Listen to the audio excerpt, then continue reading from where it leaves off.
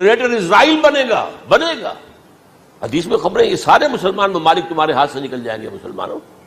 یہ عراق اور اردن اور یہ اور وہ، یہاں تک کہ ترکی، سعودی عرب کا بھی شمالی حصہ نکل جائے گا. البتہ مدینے کا جو ان کا پروگرام ہے اس کو اللہ نہیں پورا ہونے دے گا. مدینے میں داخلے کی ان کو اجازت نہیں ملے گی. بہرحال یہ سارا کچھ ہونے والا ہے.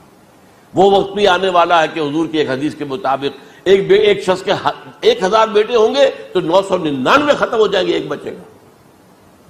یہ وقت بھی آنے والا ہے کہ حضور فرماتے ہیں اتنی بڑی جنگ ہوگی، اتنی خوریزی ہوگی کہ پوری زمین اٹ جائے گی لاشوں سے.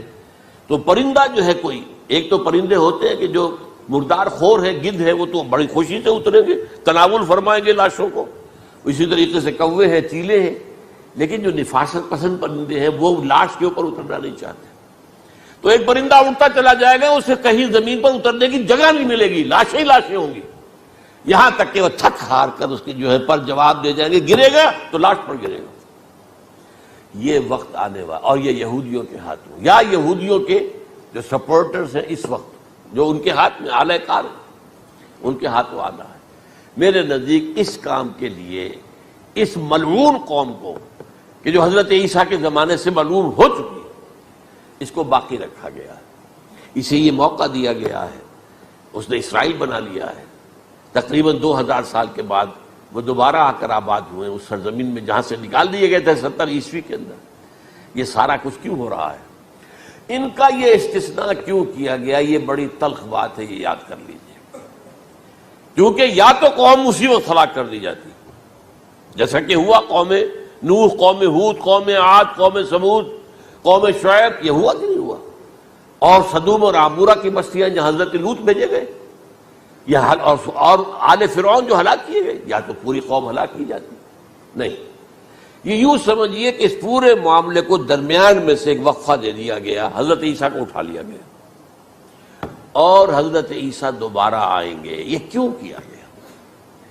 اب اس میں بڑی تلخ بات آپ سے کہہ رہا ہوں، یہ آپ کے لیے قبول کرنا آسان نہیں، حلق سے نیچے اٹھنے کی مشکل سے. اس قوم کو زندہ رکھا گیا ہے جو ملعون اور مغضوب علیہم قوم ہے. سب سورہ فاتحہ میں مفسرین لکھتے ہیں ضالین، یہ نصارہ ہے، اور مغضوب علیہم یہ یہودی ہیں. اور قرآن کہتا ہے لعن الذین کفروا من اہل الکتاب علی لسان داؤد وعیسی ابن مریم، لعنت کی گئی. ایک ملعون اور مغضوب قوم کے ہاتھوں آخری امت محمد، اور اس کا بھی بہترین حصہ، اس پر عذاب ان کے ہاتھوں آئے گا. عربوں پر عذاب یہودیوں کے ہاتھوں، اس لیے ان کو بچایا گیا. یہ میں نے کئی دفعہ واقعہ سنایا، مولانا اسلائی صاحب بتایا کرتے تھے، کیونکہ وہ راجپوت تھے، یو پی کے راجپوت، مشرقی حصے کے، کہ ہمارے ہاں کوئی نوجوان اگر کوئی بڑی گری ہوئی حرکت کرتا تھا تو اس کے سر پر چمار کے ذریعے، چمار کے ہاتھوں جوتا لگوایا جاتا تھا.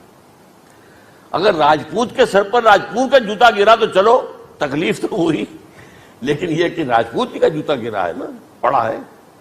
لیکن راجپوت کے سر پر چمار کا جوتا، جس کو آپ انگریزی میں کہتے ہیں to add insult to injury, وہ تکلیف بھی ہے جوتا کھانے کی، اور انسلٹ ہے کہ ایک چمار مار رہا ہے. یہ امت سب سے خیر امت ہے. کنتم خیر امت اخرجت للناس،